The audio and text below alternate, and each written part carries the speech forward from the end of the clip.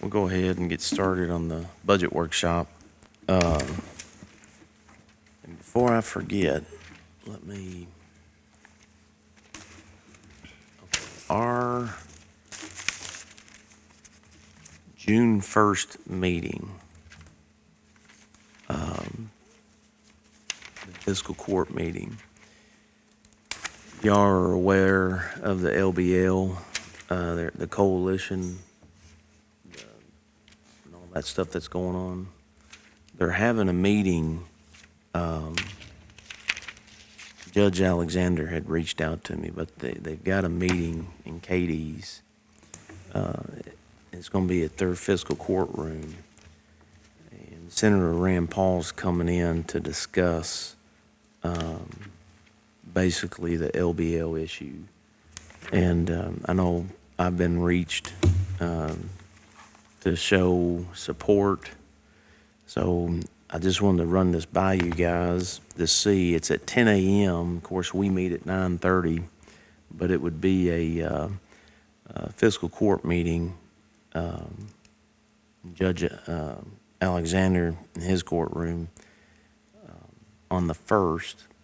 It's something that if we wanted to go over as a court and sit in and hear what Senator Paul's got to say, because I know that we got some folks in this community that's been impacted by LBL back, I guess back in the 60s. So I just put that out there. If that's something that we want to do, we can put that out to the public that our court meeting we can still have when we get back. Yeah. But if we want to run over there, sit in, hear the discussion, and then get back over here and finish out our court meeting on the 1st. Okay. I think we need to be there. I mean, that impacts our county as well. Yep. Okay. Well, then we'll make sure that we. What time is it over there? It's going to be 10 a.m. Yeah, and I've got. Let's see here. So it'll be a public meeting for them. So it's a public meeting. It's going to be at the fiscal courtroom in the basement of the courthouse in Katie's, and that's at 38 Main Street, Katie's.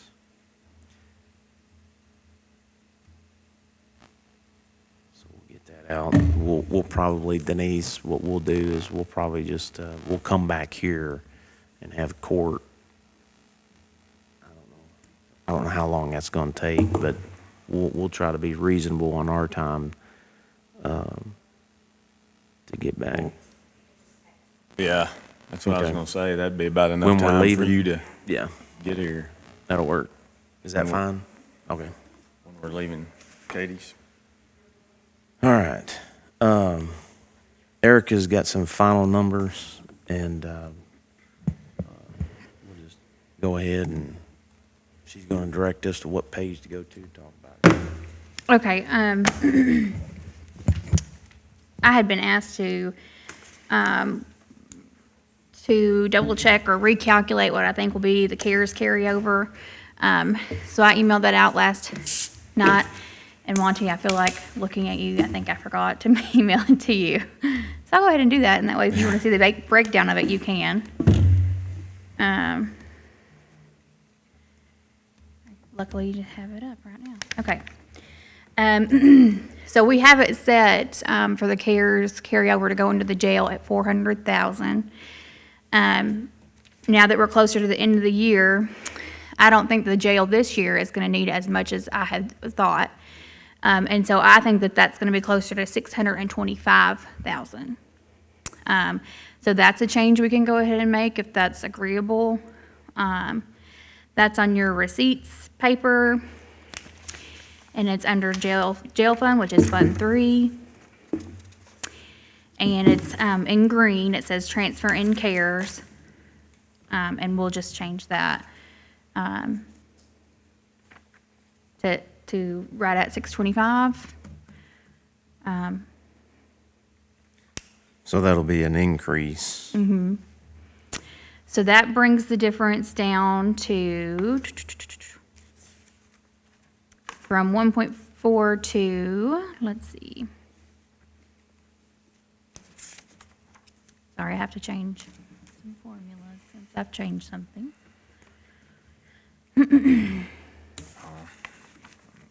That can bring us down to 1,204,000 instead of 1.4. Okay, and then I'd also been asked by one of you guys to try to update the cash balances. The last time I estimated the carryover balances, it's probably early March when we first started the budget. That will take a lot of time, but I did the one that I figured was the most important, which was the OTA, because of course we've ended up with 5.9 when we only thought we'd have closer to 5.2. And at the time in March, I don't really remember what our thought was on that, so I did reestimate that, and I think that the carryover for occupational tax will be closer to 2 million instead of 1 million. So it's set at 1 million right now, so it could be closer to 2 million. I mean, that's not giving yourself any wiggle room, so I don't know if you want to go all the way up to 2 million. But I think we'd definitely be safe to come up on that carryover number. I think it will be close to 2 million, so as close to that as y'all feel like you want to go. I can change it to that. And that's a pretty good chunk off of what we're off by still. So CARES to 625. In jail.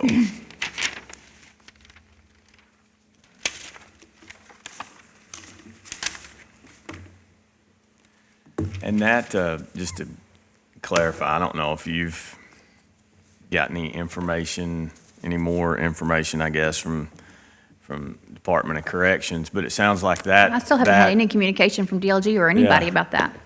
I think that it's going to be something, which is, I mean, it's still going to be good, but I don't think it's going to get to us until after this budget. So I And if think it it's just does- going to help us not have to use. Right.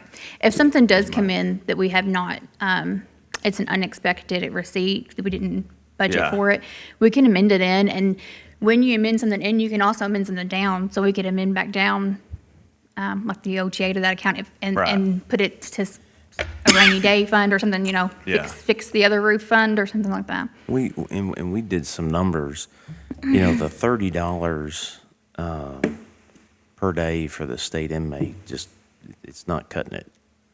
I want to say it was like 34. I and some took the whole change. budget and just divided it by how many days are in a year and about how many inmates they say that they can hold. And, I mean, it wasn't coming out anywhere near us making money with the state inmate. If you take the whole budget, now you got to also think, Yeah, you're taking the whole there's, budget. yes. Yeah. So there's some things we'd have anyway. We'd have a jailer anyway, you know. Even if we had no jail, we'd have a jailer, we'd have transportation officer. So I just took the whole overall budget, so a very dirty calculation. Yeah, and what you're saying is that the 3130, I think is what it is not enough to cover all of our inmates, right? You're not taking out the Cover an county average inmates. cost, right, no. Right, yeah. An average So cost of the whole budget. it's- But it's hard to come up with a number because Yeah. then you have to think, okay, well, what do you want to say this one state prisoner causes and wear and tear on our facility? Yeah. And that would Well, be and very there's- hard to figure Yeah, out. and then Yeah. there's other Yeah, costs that aren't included in that, but the one thing that I requested from Roger was what he statutorily has to submit to the state, and those are the monthly numbers. And I've asked him to present that to us in the future. Yeah. So that we know how many inmates are in our jail. And I asked him to go back 4 years. Because if we see how many inmates are in our jail, I mean, as a taxpayer, I'm curious, are we housing mainly state inmates? Are we housing inmates from other counties? Are we asking, I know he mentioned to be competitive, but are we asking the right amount of cost for those inmates to be in our jail? I think if, I remember him saying in the 20s is what he charges, right? Another county? And 26. I don't think Yeah. that is covering. No. And so we got to look at, for our taxpayers, if we're housing inmates in our jail, are we actually, getting the monies that we should be getting to cover our expenses? And so, I think, are we shorting ourselves just for the sake of being competitive? Yes. Yeah, but I think, So I've asked for that information. Yeah. And so once we get those numbers, I think we can plug that in and see, and have a clearer picture as far as what the issues are, if any. I think but the question. that contract with other counties, if you look at that number, I mean, it's minimal anyway. Like, it was good in 20, I don't know why, but in 19, it was 15,000. This past year, it was we're at like 17 or 18,000. One year it was 48. I don't know why we had, I mean, That may we be were a- just overpopulated Yeah. altogether at That may be a time. function of, okay, if these other counties' residents are taking up space, are we Right. shoving somebody else in there that we're not making off, Yeah. making money off of? Or same for the state inmates. So, I think it'd be complex to look at, and we'd need a lot more information. Yeah. So we'll look further into that.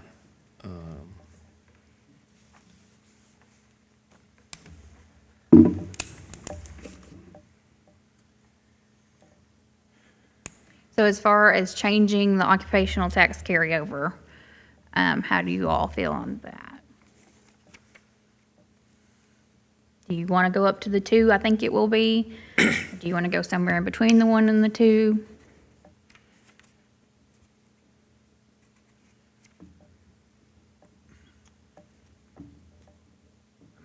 I would say to be safe, maybe 1.75. I don't know. that I mean, okay? That's just my, We could start there and see how it looks yeah, and and see what- revisit it if that's what you want to do. what it does. Is that going to put us about That puts us 450. 454 and $225. $454,225. What'd you say? $454,225.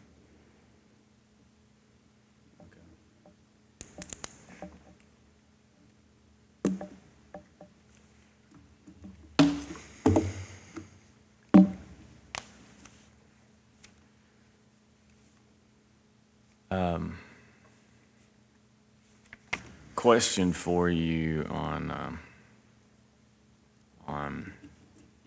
the site ready pad. That difference is, what is it? It's not 300. It's total match. yeah. What's our, if we take out the, let me see, I'd have to find it here. No. The KDPI grant was 285, 241. Plus And- Pat Crow. And then we have a PAC row on here, and so those two together would be about 337. Left. No, 337 in receipts we'd have to cover our, of that. Yeah. And the it's expense side is, 502,672. And that's we have to spend it to be reimbursed. Right. So that's what, 180? Is that what you? I can't do math in my head anymore. I rely too much on a calculator. Hold on. 50, I've got it down here somewhere. I just can't find it in my notes. 502,672 is what I've got. 165, 431 is the difference between those two things. 165, 431. 165, 431.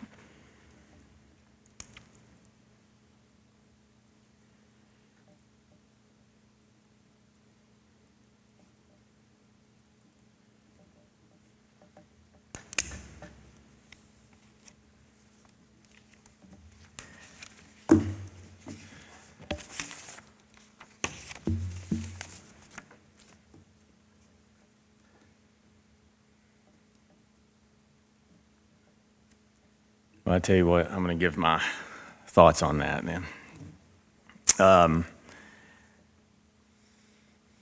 If we still have that money, and obviously I know we disagreed on paying off that debt, but I think that this is the perfect example of a good way to use those funds for an economic development project. So if we would use our investments or reserves, that is a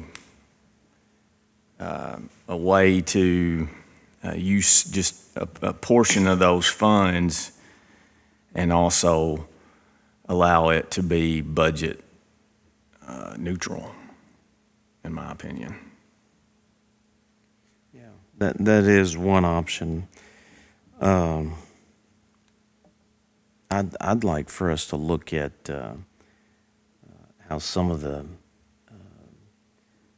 vacation time is accrued that is not being funded, and it's literally being funded by us 100%. I think there's other areas that we can also look at before we go into monies that we have. Okay. You know what I'm saying? Yeah. Sitting that's waiting for economic development or something major breaks down. We've got other policies that accrued time is being accrued. And I just, as an administrator, I think of, okay, administratively, how are we administrating that? And when you have a policy that says, here's a cap, for an example, but then in that policy, it says at the discretion of, well, just because it says at the discretion of, what is the discretion? I mean, what constitutes that decision being made, if any? And when you look at our time that's accrued as a whole, there's a cost. And then when you look at the service that is being provided to another entity or entities, that should be covering a portion, if not all, of that cost, because they're getting the service, they're not. And so I think we need to look at that. And in some cases, we're not involved. Yeah. Just off the top of my head, we're not involved in the contract. And I think that that's not due diligence. I don't think it's fair that the taxpayer be stuck with that out of our purse. But that time, there's a whole lot of things, and some of it is accrued over time, but it just brings to the question, when it gets down to where we are, trying to figure out where we're going to pull monies, we start to realize, well, wait a minute, how are we managed, or how are others managing these monies that are ultimately affecting our purse? So I agree with you, those monies are there, but before we go dipping in, because we're not fixing a problem, if there is a problem, we're not fixing that problem, and that's just going to continue to grow, and it's going to continue to whittle down. These monies are not revenue dollars. They're dollars to help us, for economic development or pay off debt, whichever. And once those dollars are gone, they're gone, but we still have the same problems that's costing us monies, if that makes sense. And can we make, a decision as a court to say, look, if you're going to be making this contract, and I'll use the contract between the school and the sheriff as an example, you're not including this accrued time. It's service that is being rendered, but the budget that it's coming out of is ours, and we don't have any say in it. And that's something that I think that we need to look into, because it's a cost to our budget. So are you thinking, could we come up with an amount for every single department and say, fund it, and then from here on it doesn't remain? Or what's your... Yeah, so in my opinion, when you have a policy, let's just take a policy that, if you remember when Denton Law Firm came here, when you have another employer, right, that has a policy that is not the same as ours. So our admin code, we're holding our people to those policies. And I think we do a really good job at that. But then you have these other employers who have their policies.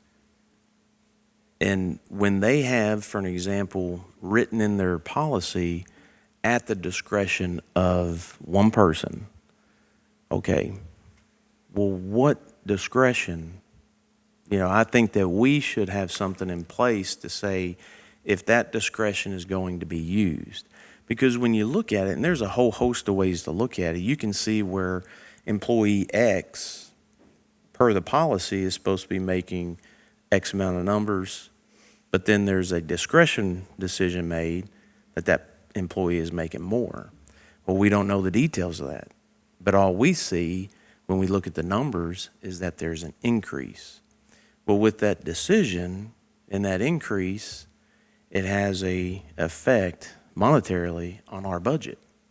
So I think, you know, as administrators of the purse, we should be able to put something in place to say, look, we noticed that you have this policy, and we want to give discretion because there's times where things do arise.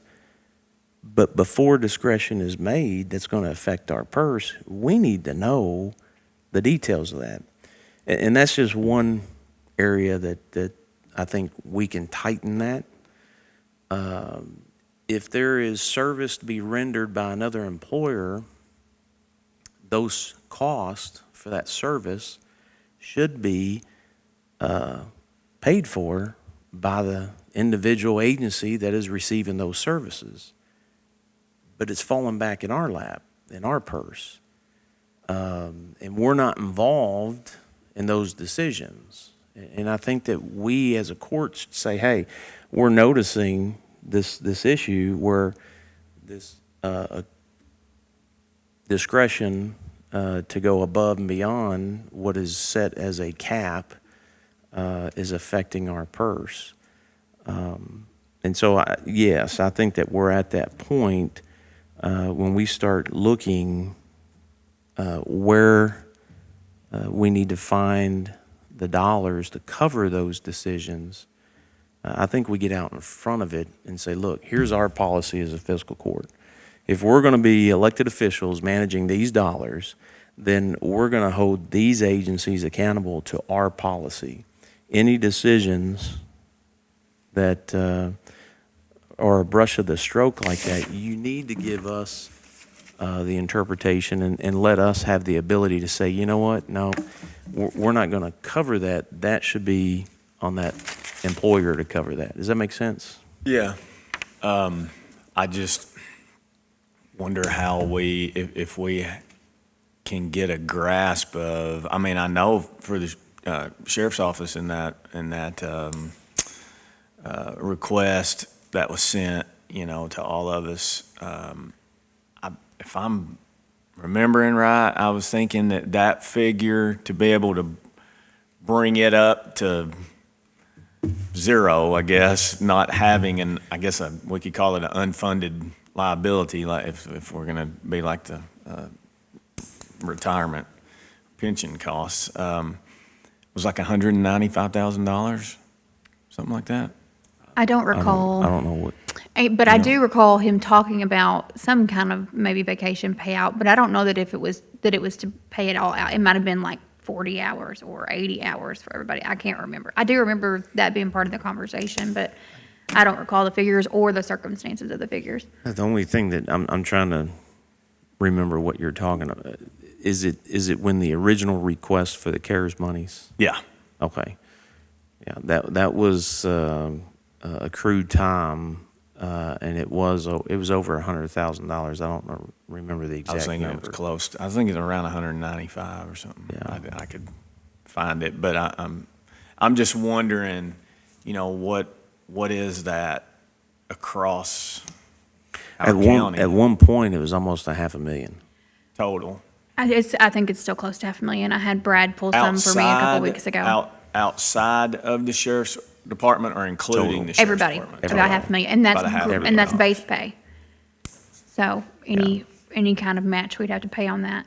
So not are- included. Are we doing, I mean, forgive me for, I guess, are we doing kind of like what he has mentioned, I guess, with some of his folks before, just where they're actually gone and we're continuing to pay them instead of just doing a lump sum whenever they leave? Or, because if we haven't stuck the money back to pay them for that when they leave, right? Rephrase what you're asking me. How are we funding? Well, I guess, so if someone has, you know. Well, the answer You see what- is, we know that the total for everybody is, say, 500,000. That is the gorilla in the room because it's never budgeted for. Right. And, you know, I even go, that's one part of this issue. The other issue is the accountability of the accrual. You know, there isn't any. I mean, especially when you have policies that just say at the discretion of. And it's not just that agency. There's other policies that are the same. And I think we need to, as we found out, having the discussion with Roger, you know, some things are in his admin code, then he has an employee policy, and then there's things that are budgeted. You know, as far as my office, you know, my job is to make sure that we carry out that budget through the year. When I sat down with him first quarter, I advised him, hey, these dollars we're projecting are not going to be there.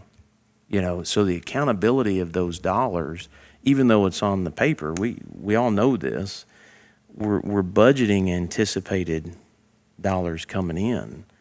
I mean, if I sit down with you and say, look, we're doing the numbers, these dollars aren't coming in, you're going to have to do something on your end to be prepared for that.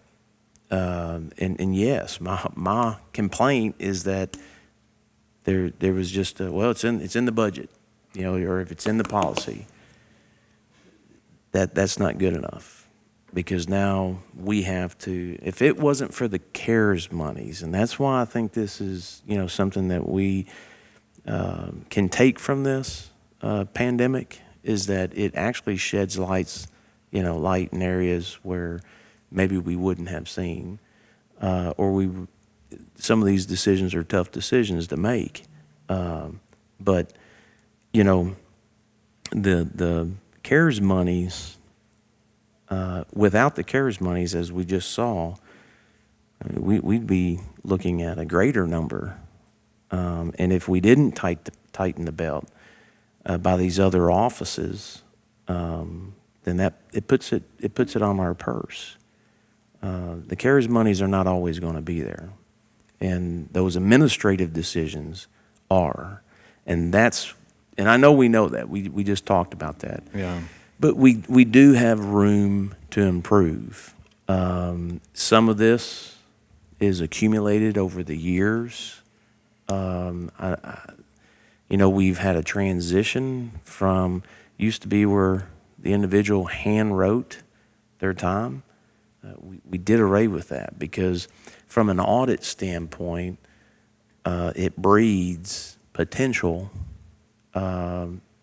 manipulation. And that's not what we need to have. So we've gotten things in place to make it better, but we need to improve on it.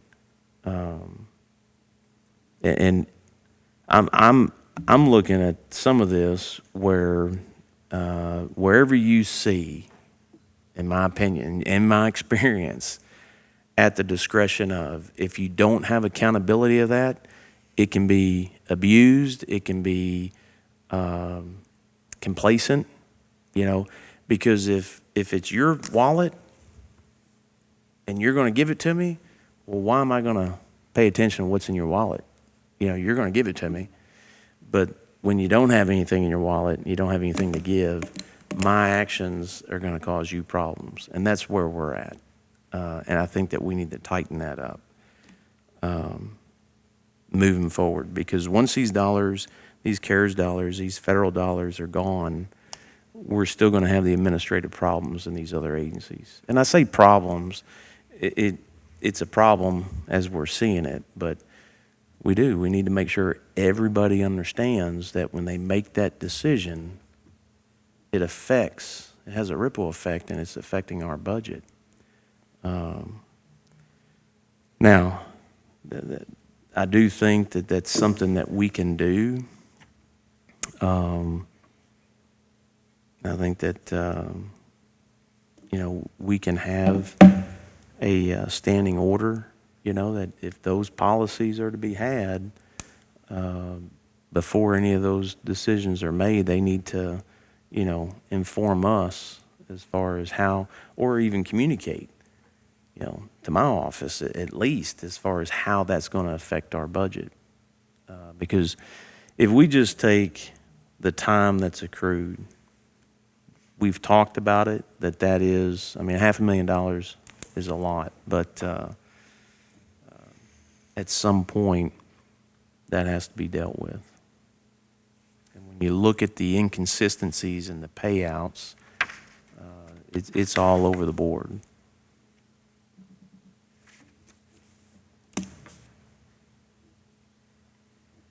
But I kind of, in a way, this does have a direct effect to our budget, but nothing to kind of get us back on track. I think we were at 454,000. Did we make a decision? I know you asked, but as far as the $1 million OTA, Yes, I think that y'all were That's- nodding heads. 1,750,000 was, That's what got us to that. 1.75. that's what got us to four. That's what got us to the 454. Okay. I think the last thing that Monty had brought up was, Was the using- pad ready. Yeah. Using the, Stop. I mean, that one and I guess that one and the Miracle League, I guess, are the two big, well, the Miracle League and the bucket truck are probably the three big, like one-time expenses in here, I think, right? Was there anything else? You know what I mean? I think so. I can't think of. I'm it. not saying what to do with those. That's not, I'm just asking a question. I think that was, I want to say it's it's a little over 200,000 for the first phase, anticipated or projected amounts, without going to bid, which we should be going to bid here pretty soon to get actual numbers. But I want to say the first phase was with the $500,000. It's close to $500,000 that has been raised. It puts it over 200,000. Your pad ready site, obviously you gotta spend to get the 285. yeah. We have used that for DRA. There's no guarantee that we'll get DRA, but and We didn't budget for that either, though, did we? We put zero in. no, the 285 is what is when Yeah. Josh was here. That basically is what's going to be used as the Right. match. Let me ask you a question, I don't know that this helps or hurts, but the cash balance on page 2, cash balance including investments.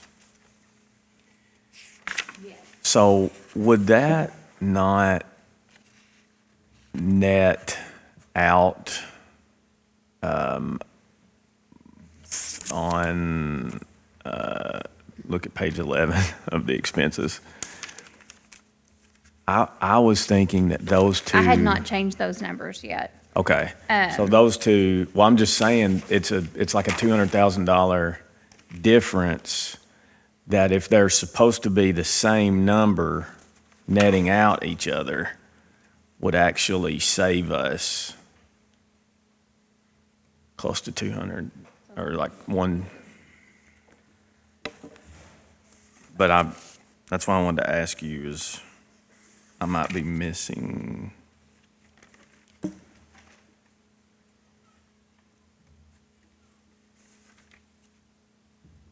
So on the expense side of that number, it's the 7,187,000 in bonds, less the 1,316,000 we had already spent last year of the bond money on Southwest One, less the 320,000 that we had agreed for this last budget year to take out of bonds and put towards right left turn lane, I think Boulevard, into the road fund. Is that ringing a bell? Plus the $1 million Port Authority money, plus the 7-Eleven school reimbursement money, plus the 496 fire insurance money. So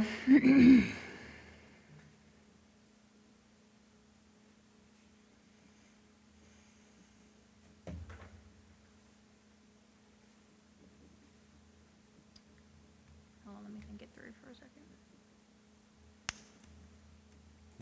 Does that have the original $3 million investments? No, this is only the bond money and then those three amounts. That Port Authority, the Gotcha. insurance and the Yeah.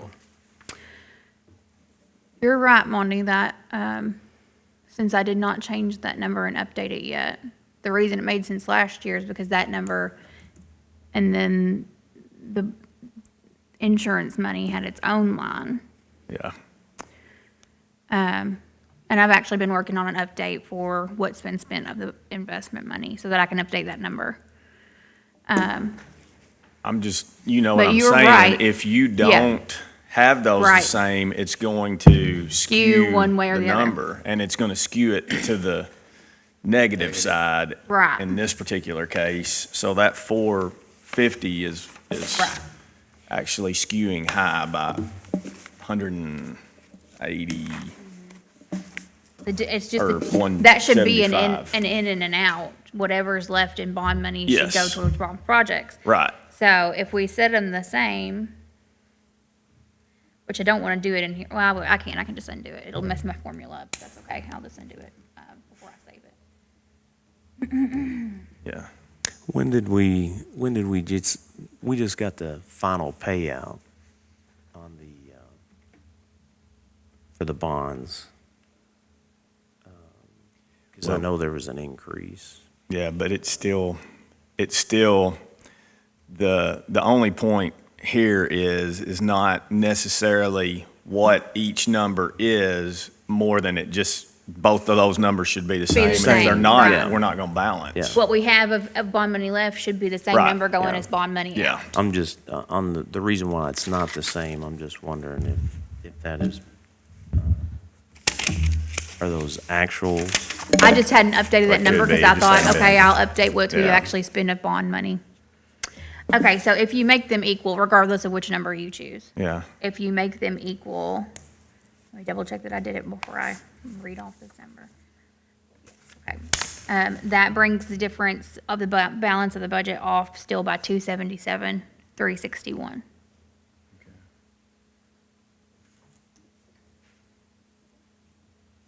Give me that again. $277,361. 277. 277,361. 277 361.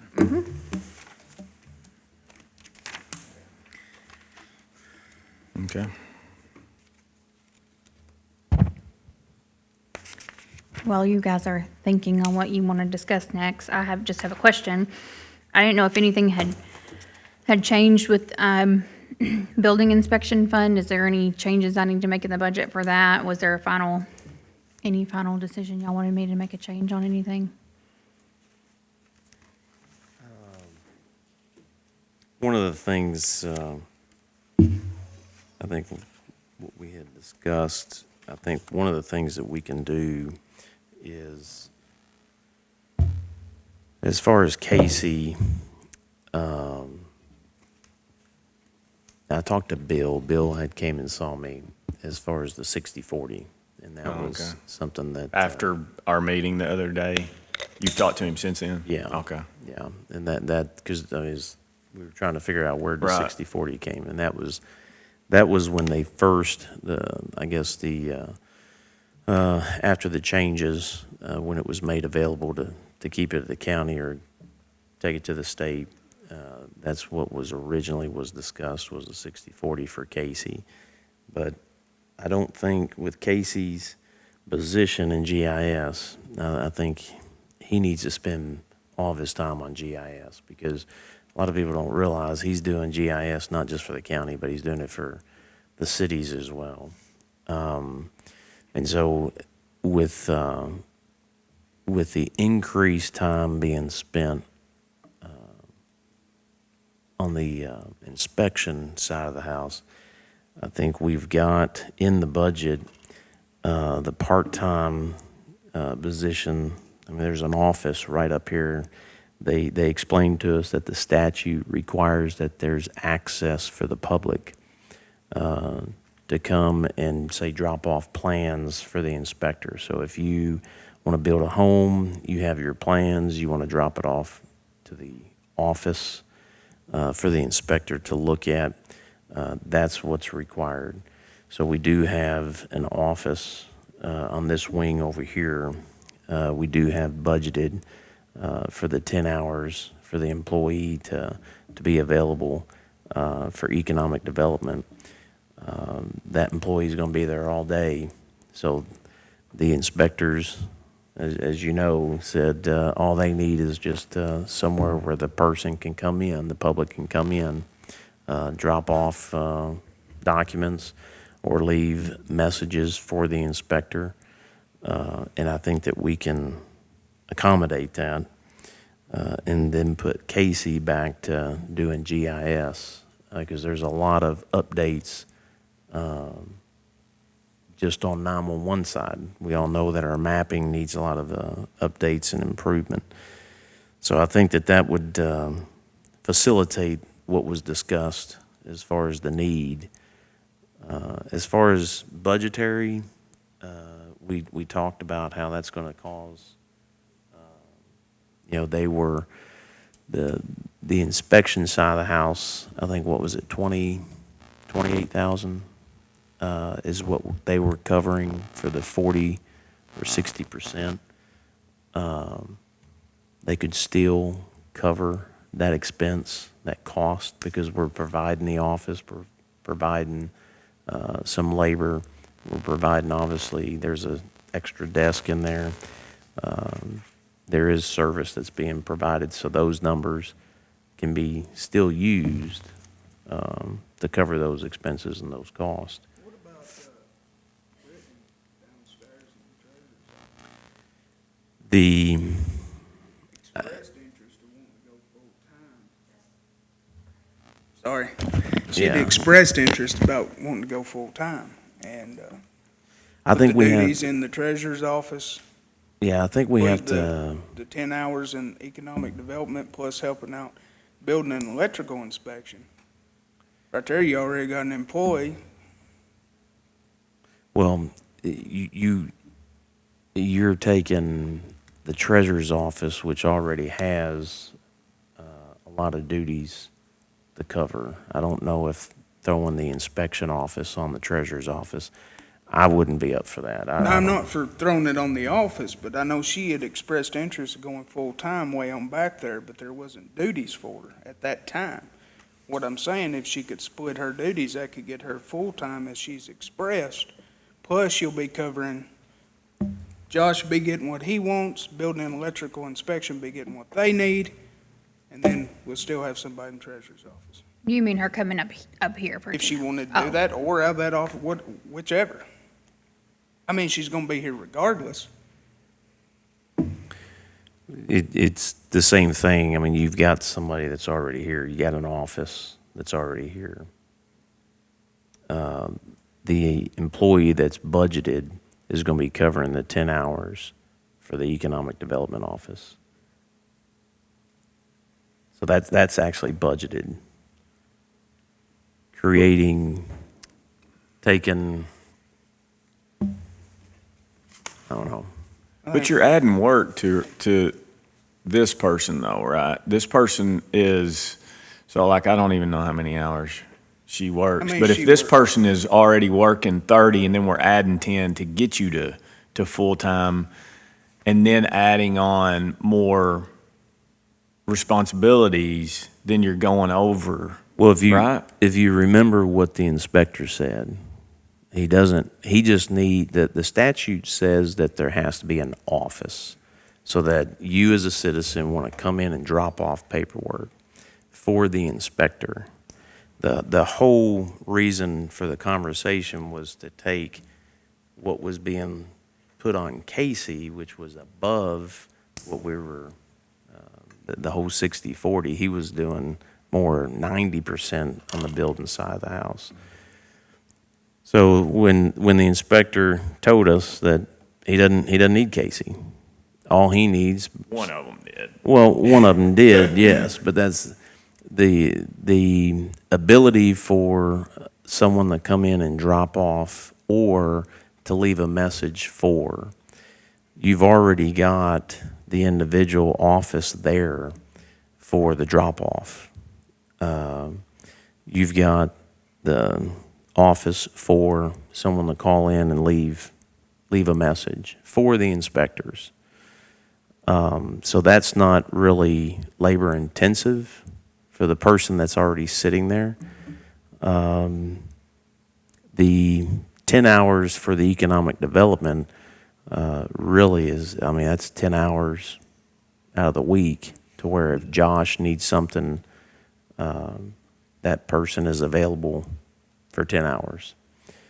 The inspector basically said they just need a cabinet that they can store their documents in, and somebody just to type up reports.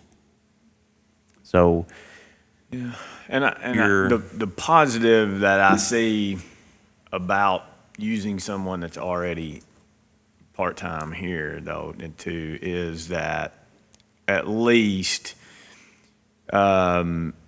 you have somebody here every day, because the whole key was at least I think that both of them said would be if you only had 10 hours out of the week that you were dedicating to that particular position, or one fifth of it, so one full day.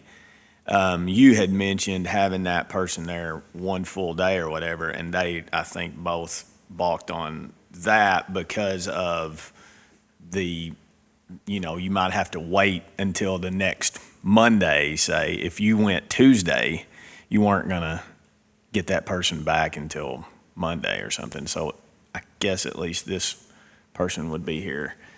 well, every that day. person is already there. I know, that's what I'm saying. Yeah, they're already there for the utility.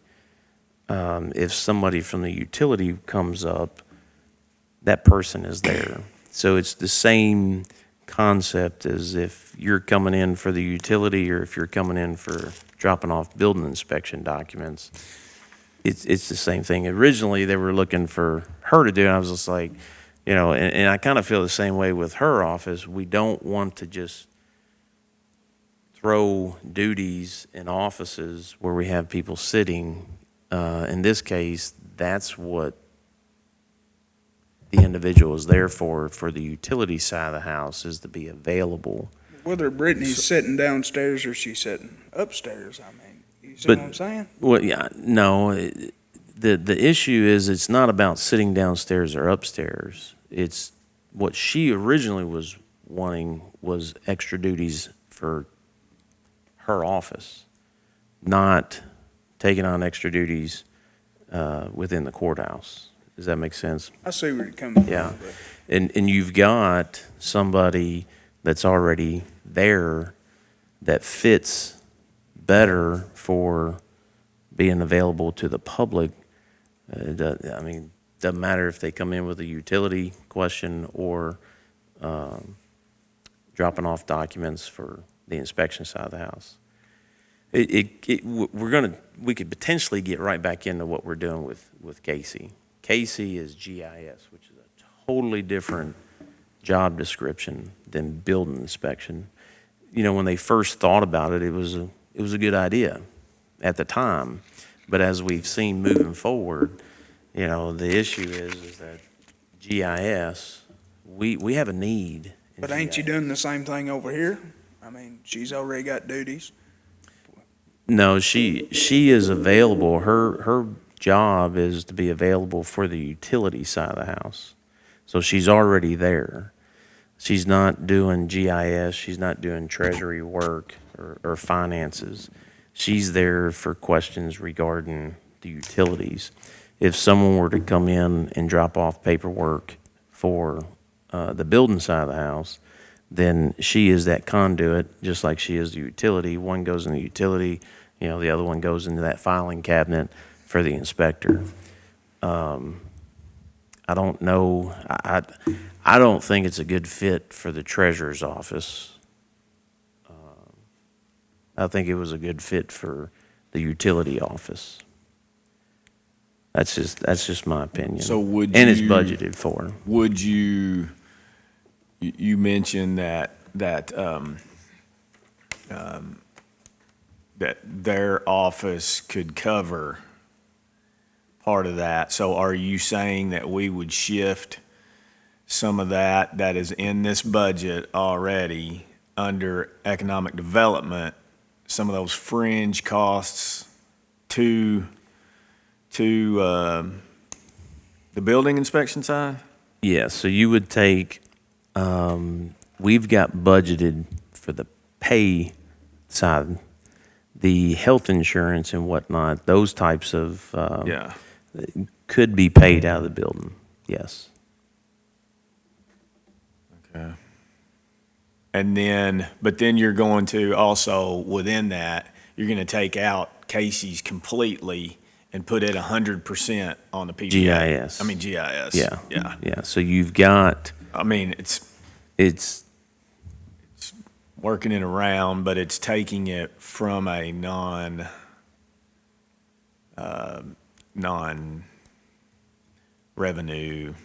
producing it really does. to taking it from a revenue producing. Well, when we to take- taking when we from the take- revenue producing, going to a non-revenue.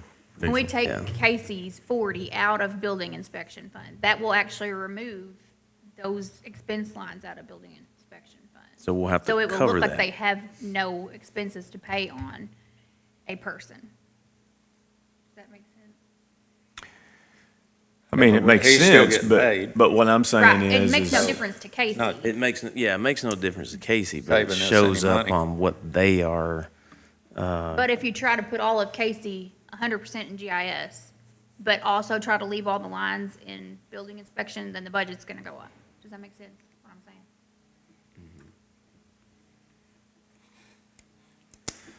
Well, it's gonna go up adding someone else, obviously, and if you're taking someone from part-time to full-time, it's gonna go up substantially, about 23,000 just for the benefits portion of that. I'm not opposed to someone part-time for that, but not full-time. Well, we've already got budgeted somebody full-time. That's in the budget. Yeah. But I'm not saying I support that.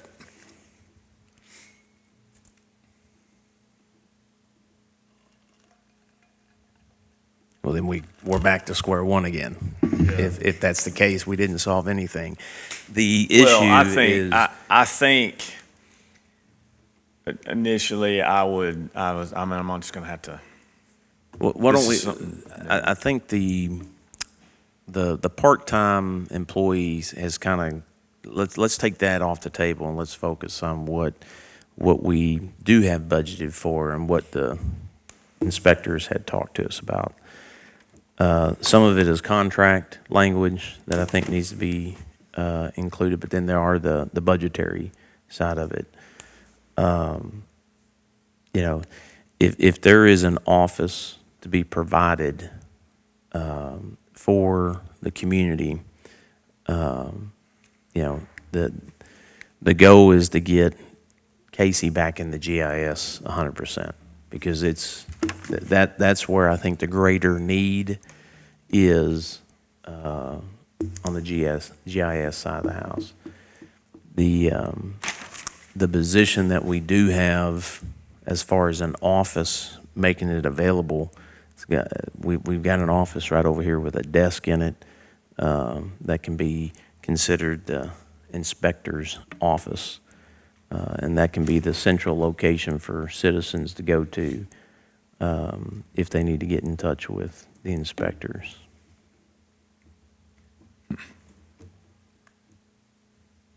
As far as the budget on that position, that's a full-time position.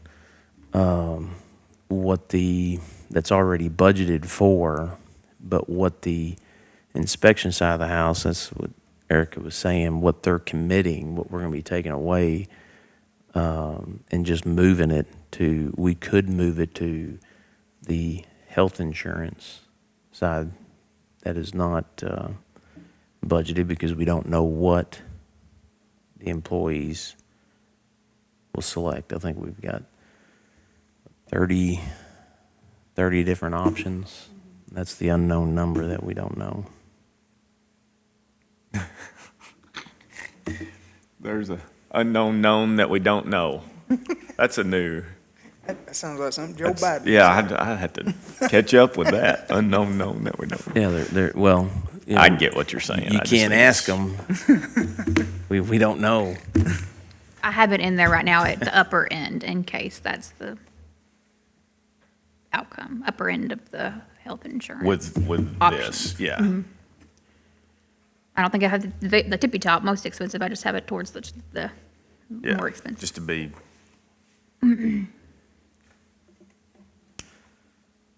Anything else? We've identified, if my notes are right, about 278. 277, 362. Well, we are a lot closer. I feel my throat is not, there's not a, something there, anyway. You feel less anxious about it? I feel less anxious, yes. Not a, I know we hadn't discussed the ARPA money, but I would like to look at some possibilities there. I think one very strong possibility is Miracle League, and possibly even funding the line on that and possibly finishing the project. I know McCracken's doing their sports complex with theirs. I think that would be an awesome use for that. Last I checked, they still haven't given defined clarification as far as what those monies can be used for. There is another phone call today in 2 hours. Yeah, we're gonna sit through it and see.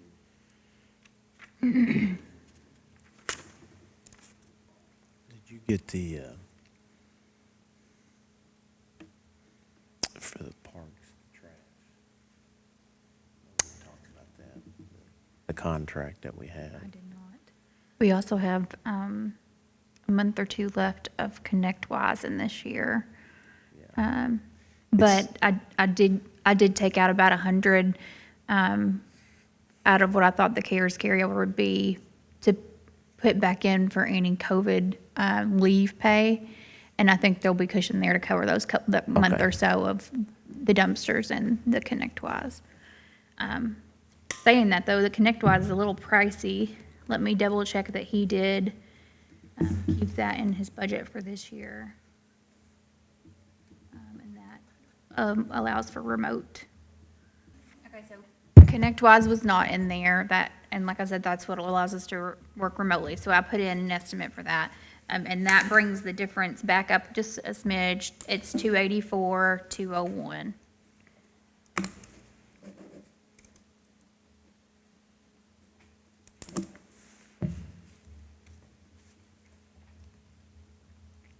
$284,481. That remote access software costs us about $6,800 a year. Well worth it, in my opinion.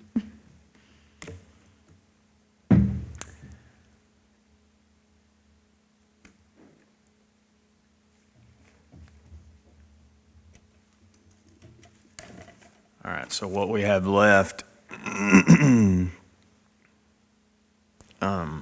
based on that, and what we have in front of us are what the department heads are saying are their needs. We took all wants out of this. Yes, so there were no wants put in. There were a few needs that we had decided cut, to take yeah. out. I know that there's at least one department that did not present it that way, needs and wants, so I don't know. Everything they Right. presented is in. Yeah. I'm trying to think if that covers another department too. Oh, another department asked for their original, or their budget pre-COVID to be restored, plus a few things, and that's the way it's in there, because that was given as a need. So, yeah, everything else are the need lists that you guys have. Okay.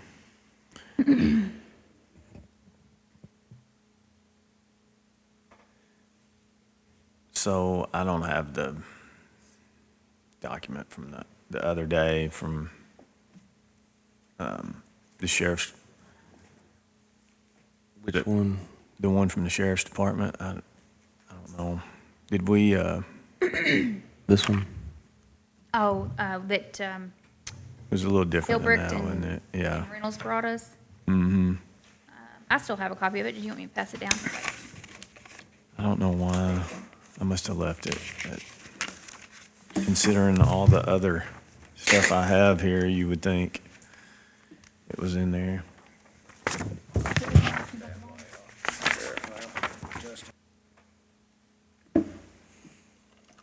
Okay, I think we need to at least discuss this as well. If y'all remember, we had Motorola present to us, and we also approved submit a grant. That grant, we won't know until next fiscal year. I think it comes out in July, if we were approved. If we get approved, that's 20% is what we had discussed as far as a match. The proposal was, I think, 802, which is a really good cost. If you can imagine the first phase in Western Kentucky, I know some other judges I've talked to, they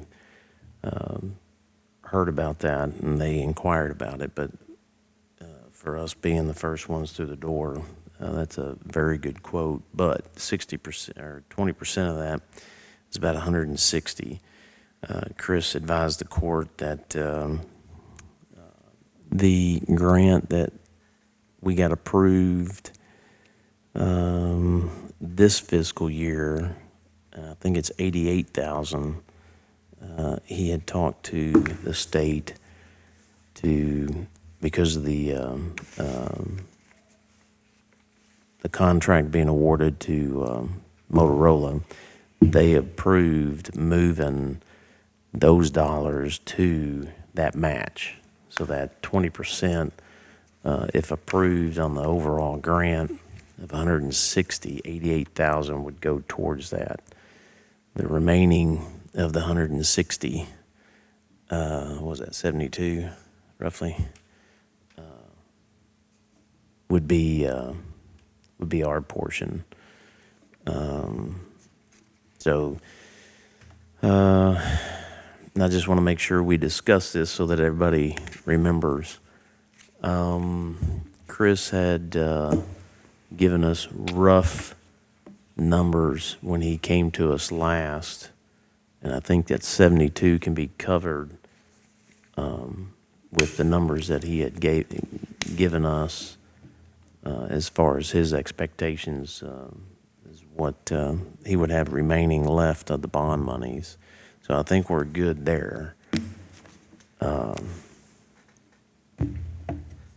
But again, the timeline, we won't know until, I think that window comes when they make those, I don't know why I'm thinking July and August, but I think that's when we'll probably get told if we were approved or not. There is a chance, a small chance, because the way it was drafted in the grant, we did ask if they would fund it 100%.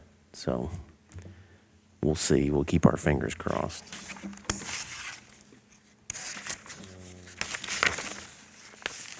We got the sewer project going on right now.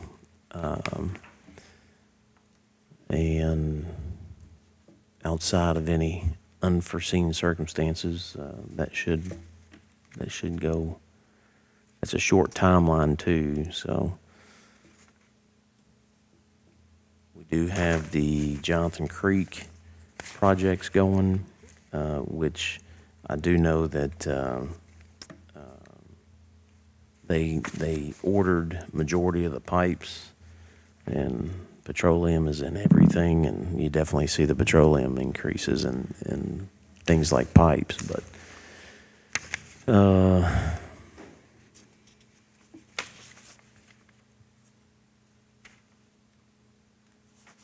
the only thing that I can see is material costs going up on those projects, and those projects are being done in-house, so they're going to take a little bit longer. So you've got, I think, was it a little over 700,000 that we committed as a court for those projects? Johnson Creek water, yeah. Mm-hmm. I mean, you can always have material increases go up, and some of those projects, the cost can go up, and we'll just have to deal with that. I know they bought the pipe for Curd Road. They delivered it a few weeks ago. Mm-hmm. They're just waiting for the weather to start Cooperate. doing that, yeah.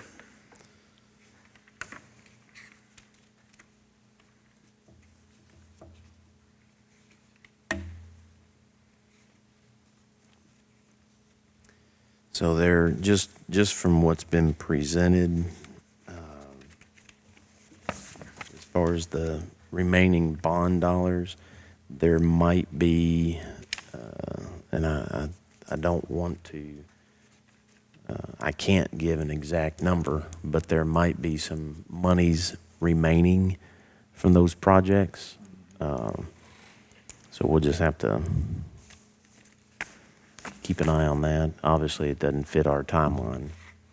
So, but I know the current projects they're working, they're doing their due diligence to make it as cost effective as possible, even with the current economy.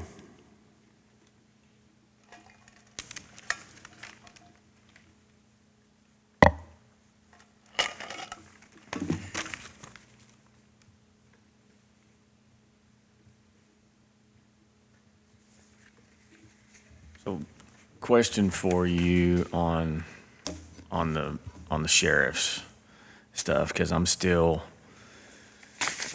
not completely getting it all because of the different ways that you're looking at it versus he is looking at it, and meshing those two together. I'm having a hard time coming up with this figure. The proposed budget, this particular one, is not very much different as far as the number. Like, so this one is showing 38077, right? Mm-hmm. And we're showing 3823. So it's, I mean, So I'm the not sure difference is, exactly if where I that- remember he had over budgeted on his health insurance line because he assumed everybody would take the most expensive plan. I had the actual calculations of what people really took, and so what the cost was there. So, and it's in right now at what I know the cost is, not what he had estimated it at. Okay. And then there was another one that was like that, but it went the opposite way. Yeah. And I feel like it was maybe HRA, but I can't recall. It was one of those payroll type expenses, but it was not much the other way. And then the other difference was the fuel line. So the thing I think he had given us did not have fuel. Okay. We did put 100,000 of fuel in there. So I think those are the three things that are kind of, some of them are causing one direction, some are causing another direction. And so the net effect is why they're off. Now, when Tim was in here, Tim and Matt, I had asked them to go back and speak with Eddie because I had just done some really rough calculations on if his payroll goes up to what it's set at right now, because the way it's in there is what he asked for, and that's with pay increases. I don't think he calculated his retirement to cover what it should have, but that I also just did a really quick 2-second calculation. And there's some things that are not charged as retirement. But it was, I think it was off more than just maybe that little bit of difference in calculation should have been. So he hasn't talked to me about that. I'll be honest, I didn't think about it until we just had this conversation. Once you guys work out the 285, one of the things I'll do is go through and recheck all calculations. Including those, I'll sit and double check all of that and make sure what he's asked for will cover the people at their new rates, if that's how you're gonna leave it, and at the new retirement rate. I mean, I would love to know if that's the direction you guys wanna go, is to leave it in here at the increased pay rates, because that's gonna, what I just said I have to do is gonna represent a significant amount of my time. And if we're not gonna end up here, then I will have spent a significant amount of time rechecking formulas that I'll have to recheck again. Does that make sense? If we change their pay again. Not that I'm saying I will not do that if you request me to. I'm just saying it could take me some time. So There's thousands of formulas in this workbook. Have you plugged this in, doing the same as we did for all the other employees, the 1.4% COLA, and how that would Yes, so be versus this? the very first iteration of this budget had them in at what they had, the sheriff's deputies in at what they currently make, with the formula in to give them 1.4%, like everybody else. Okay. I don't have that iteration anymore because we continue to change it. But I can go back, I can get you those numbers. I can't get them to you right now. I mean, I could probably get you in the next couple of days.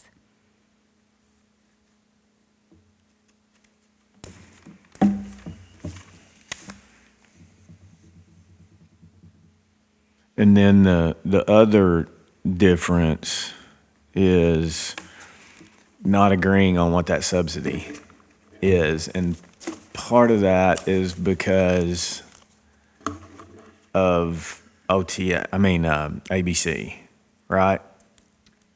Because I'm seeing 303 in there from this budget and 425 in the sheriff's budget.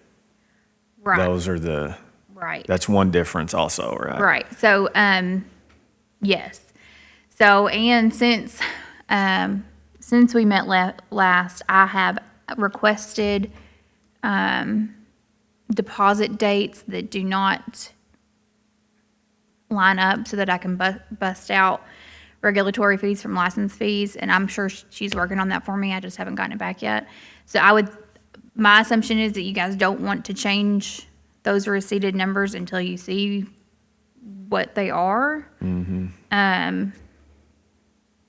So So I'm waiting on that information also. Because right now, we're using, for these figures on our budget, we're using our numbers, the 303.1 or whatever it is. Right, so Right, what not it's the set at right 425. now is exactly like it was set at last year, as far as the receipts part of ABC.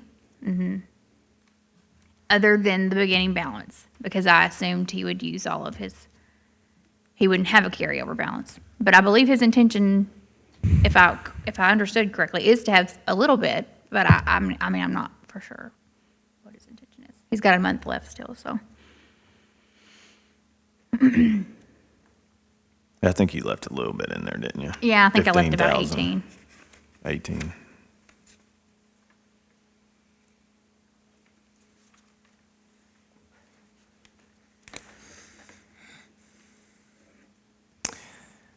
So to clarify, you would like to see what they currently are with just the 1.4 that everybody else is set out right now, just to know what that number is. I would, yes. Make myself a note. And that'll change, I mean, you're gonna do that and it changes fringe and all that stuff. Yes. Yeah. Retirement But you're gonna fringe, you are gonna use the new rate. the higher, no, I'm sorry. Oh. But you're gonna use his figure as far as the insurance or not?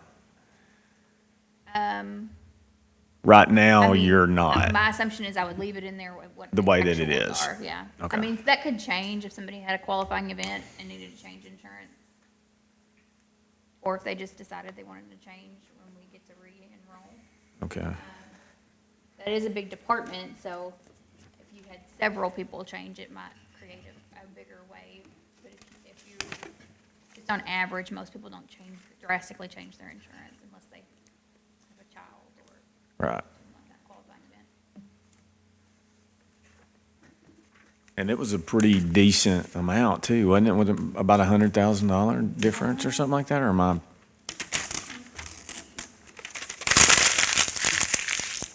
From what her actuals Yeah. were to what he predicted. Yeah, the budget he submitted was 274,000, and based on, what the health insurance is in, I think it's closer to 176. Yeah, that's what I was thinking, it was around 100. Of course, I'll want to double check all those, but.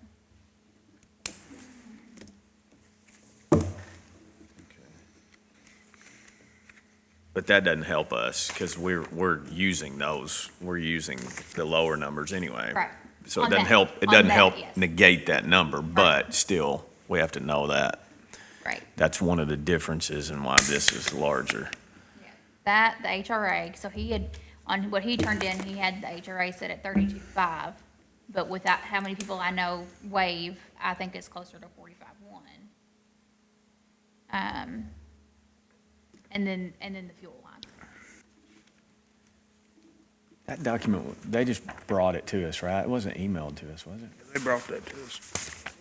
Yeah, I passed you around my, I know you Okay. did, Yeah. but I need to get a copy. oh, Surprisingly. Yeah, I don't know, I think Justin got the only copy. must have left it You want a coffee? That's my story. at home. I can run back here to IT and make you a copy. Get it to me. Yeah, I need one too, Erica. I can't find mine either, if I got one. Okay, so when I'm looking at what he gave us here, as far as the way he's presenting salaries. So he's in a line by himself, 104. Under the deputy salaries, he's got 2.136. He's got 330 in federal overtime, which that's reimbursed.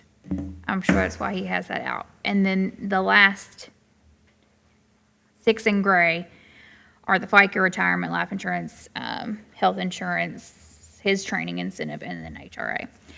So, the way that my sheet has it here, so I would want to look at the total without the match portion. But with communication pay, right, he doesn't have that broken out, so it has to be in there.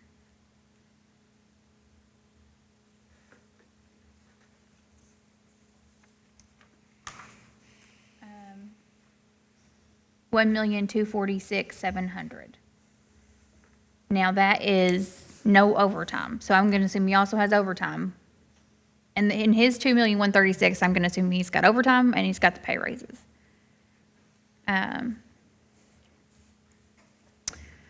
Well, Hold and up. he took in he took in the SROs and, Yeah, in so that too. yes, you're bringing up a good point. He's got everybody in there. yes. So it's Court not security, really just school deputies. resource, his clerks, all of them. So let me Yes. add that up really quick. Yeah. That's the big, Court security is 179,300. Okay, so, all right, so I added his custodian, his deputies, the school resource officers, the clerks, and court security, which I believe is who he has all together. So at their current rate plus 1.4 COLA, just the base pay, which is how he has the 2.136, that should be base pay. It's 1,973,800, so 1,973,000. Let's say 974, 1,974,000. And again, that's not overtime. which is he has in that 2.136. Yeah, and the 2.136 and the 1,973,800. That wouldn't make sense. It's only 162,000 difference. So Minus something's 97. wonky there. Yeah. So the Wonky. 1,973,000, that was with the COLA. 974. Yeah, that was base pay But at current rate plus the 1.74 COLA.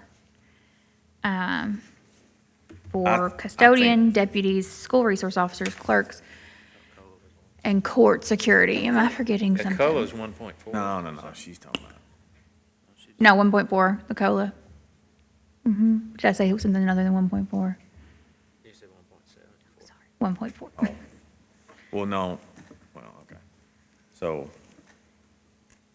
because I think he had the 96 in there, so if you put that back in, it's 2,070.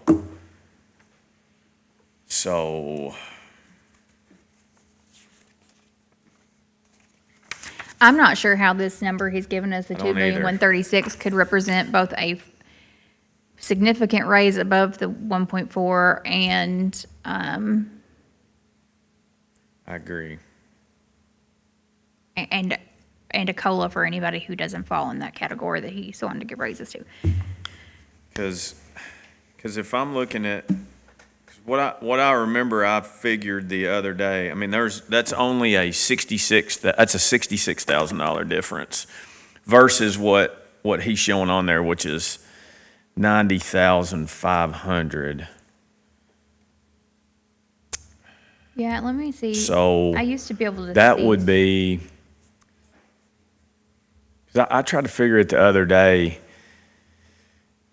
and came up with like 4% is the request. Total, 4% difference increase versus 1.4, but 66,000 to 90,000 is not the difference in 1.4 and 4. There's no way, it can't be. Okay. So, I have found the breakdown of what the 2,136 is. Okay. So it is.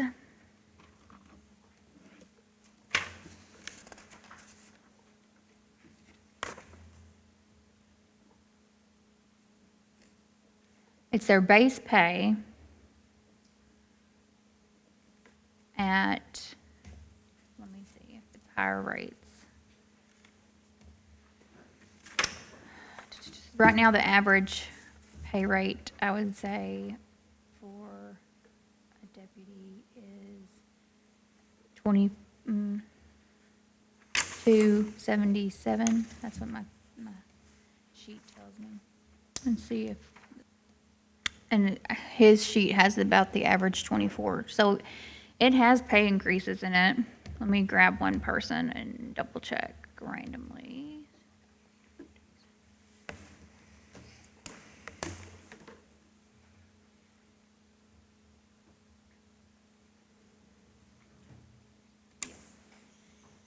Okay, so this person has gone from 22.26 currently to $25 on here.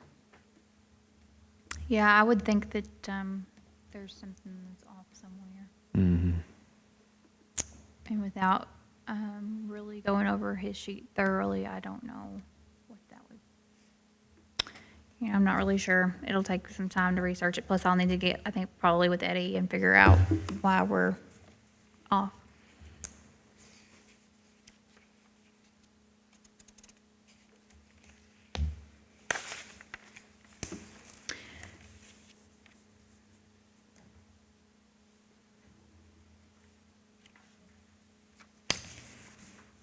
If he's given an average of a $2 an hour raise, let's say, and there's what, is there 42 of them? I can't remember. Let me see what he has to count of.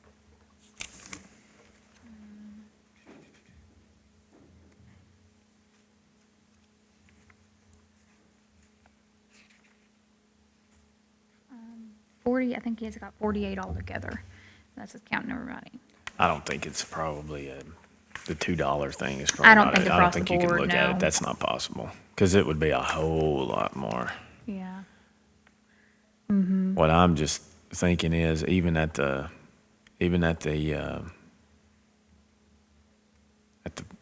say even a 4%, I would think would still be more than what is on here. Okay.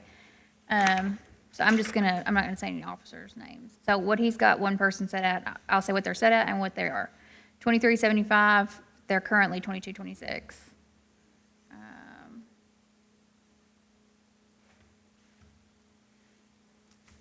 Too bad they're not in alphabetical order. That would make more sense. That would be, He's got one. No, I'm another- saying the Another at 22, 36, 24.41, they're currently at 23.41. right. That's a dollar. The last one was what, $2? Yeah. So that's more of a 4 to 5% versus a 10% if it was $2. Or, 8, 9%. He won 23.75, currently 22.26.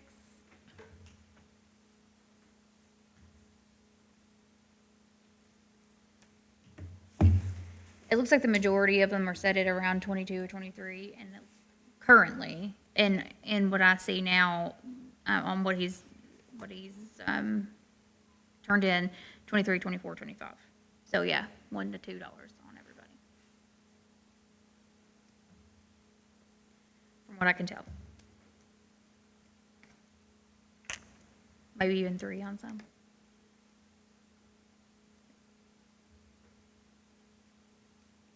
And let me And some of make that could sure be because of rank, I don't know, I don't know that stuff. on the document that they gave us the other day, the current FY 2021 is based on that 3.5 is the 3.1 whatever plus the ABC, correct? That's including ABC. So it is, so what's currently, is that what you're asking me? Well, like that far left line, current FY 2021 on the spreadsheet that he gave us, that 3.523688, that's the 3.1 or whatever that we approved plus ABC. Right, 3.1 and 428 is 3548. So yeah, it's close. to what Okay. He's got there 20,000 difference, maybe. Okay. Okay, I've identified something different. So he has everybody set Well, it looks like everybody who's full-time, based on, which I don't even know if he gave us this, it's part of his packet. Oh, yeah, it's in there. The one with the blue and the green on it, almost towards the back. Where he came up with the 2,136,000 of, salaries. If you look on there, the majority of his, almost all of his full-time people, yeah, I think anybody under it is part-time. He's got them at 2080 hours, and they've always been budgeted at 2180 hours because of the way their schedule works. That's sheriff full-time annual hours, so I don't know if his intention is to work them less or what. So my calculations have everybody having 100 more hours than his does. Oh, gosh, that's a, At base, not at overtime rate. And that's just, that calculation's come over from all the years of up till now. That's not something I changed. It's something that's always been in the formula. well, that could be a substantial difference. So I don't know what his intention is. Is his intention to work them only 2080? Is his intention to work 2180? I don't know.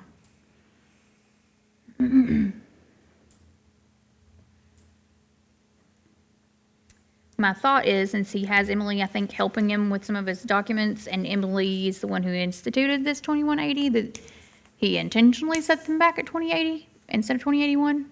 I don't know. That I'd have to ask him.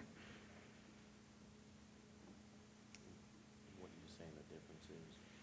2080. 100 hours on every person for the whole year. I mean, that's a At their couple rates. $1,000 each, right? I mean, if the average is $22 an hour. $20. My computer's not working. The average is $22 an hour, and there's, 100 hours, that's 2,200. and there's 48 of them, $105,000. Well, 48 that we've calculated at 2180. 100 hours, $22 an hour. And how many of them did we say there were? Yeah, that's what I'm saying. Well, I don't know. 48 of them? Even if there's 40. Yeah, 105. it's a substantial.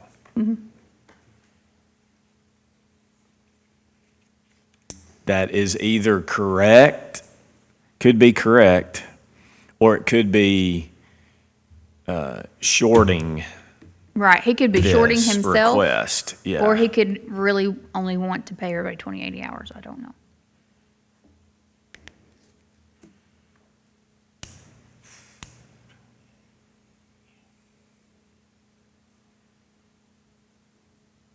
I'd say it's something we need to know I mean, It's yeah, been 2180.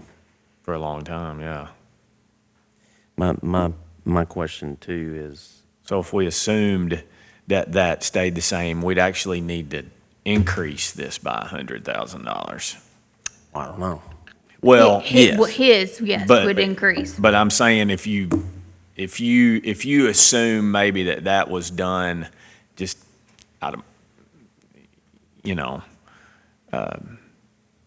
not mistake, I guess that's the wrong word, but you know what I mean? I mean, that it wasn't just went back to, intentional. that it wasn't intentional, then you'd be shorting yourself by Let me see if I $100,000. can- I have access to his spreadsheet. Let me see if it'll let me copy and paste it to where I'm not messing his up, but I have my own. Yeah, okay, 2180. But I think too, we also need to know this time of year, and I'm trying to think when the contract is signed with the school, we typically don't see, I don't see the contract.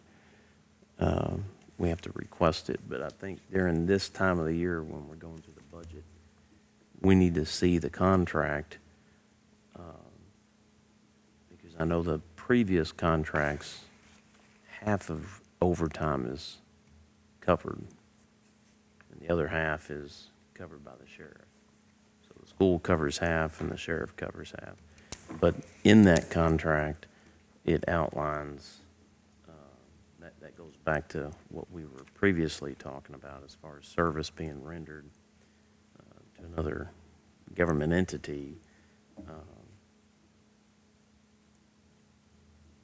And what those costs are. Those costs are affecting our bottom line.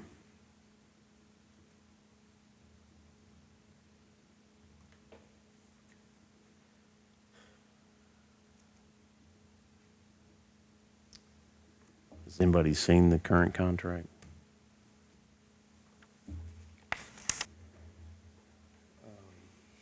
Some of the increases on the CAECO cost is obviously payroll. So there will be an increase overall if we increase payroll. There'll be an increase, we'll see that. I don't know what the amount will be, but I think we need to think about that as well as what that cost is going to be.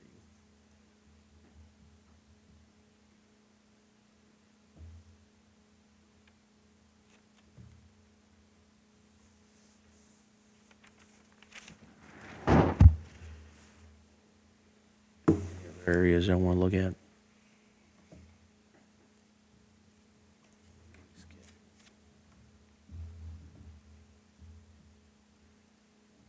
While Judge is looking at his calendar, Monty, I think another place besides that 2080 being 2180, I think on my side of the budget, I have school resource officers, all of them being at 2180, and he's got a lot of them on here only working 1600 for the year. So there's a difference too, and the other direction now this time. So it's really convoluted number. Well, and that's what that contract, we need to see that contract and how it's written.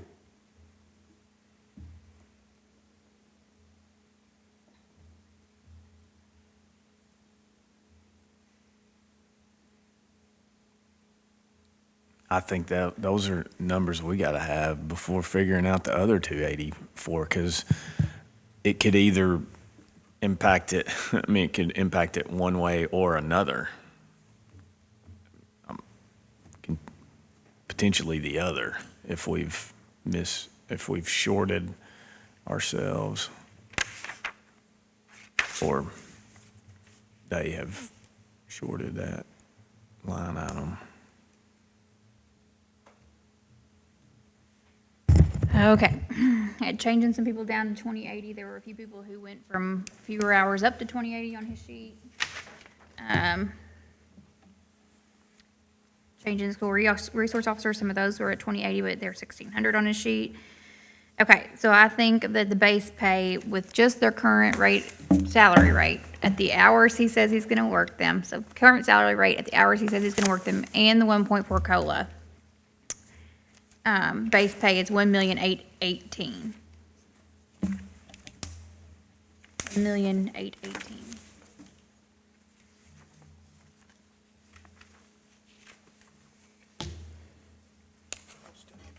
Which still seems strange. Because if his 2,136,000 has raises, has overtime, because with the number I just gave you is no overtime, then something still is off.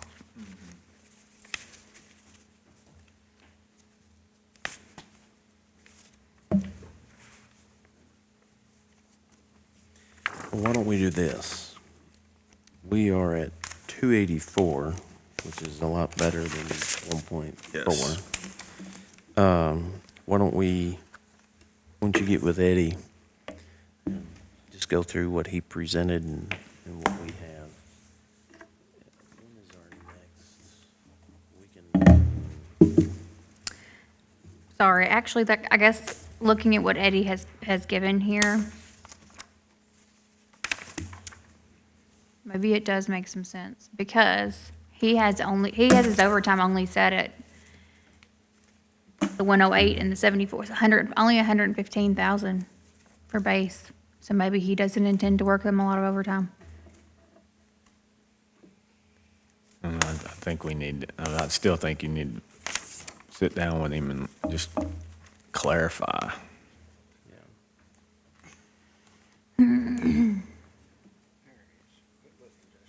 that difference though is not covering the.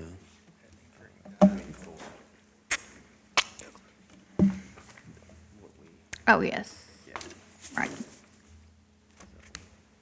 No, not fully, no, there's no way, but I mean, I just want to know it's not the other side either. It's not the other way and makes that 284 Right. even More. larger. We can either meet, or since I think we got the 284 down to a manageable number, we can go through, my office can go through and put some scenarios together, send it out. And unless y'all want to come back and meet again. I mean, it's fine to do that, and then we're going to have to meet again and look at those scenarios, but at least you'd Yeah. have those scenarios to us. Yeah. Then we can come up with a date. I'm out after that fiscal court meeting. On the first. Well, I'll be gone Wednesday, Thursday, and not back until late Friday. So could it be that next week, the 8th or something? Yeah. Say the 8th, 9 o'clock? You can't? Do the 9th. Okay. Whatever. What do you have that?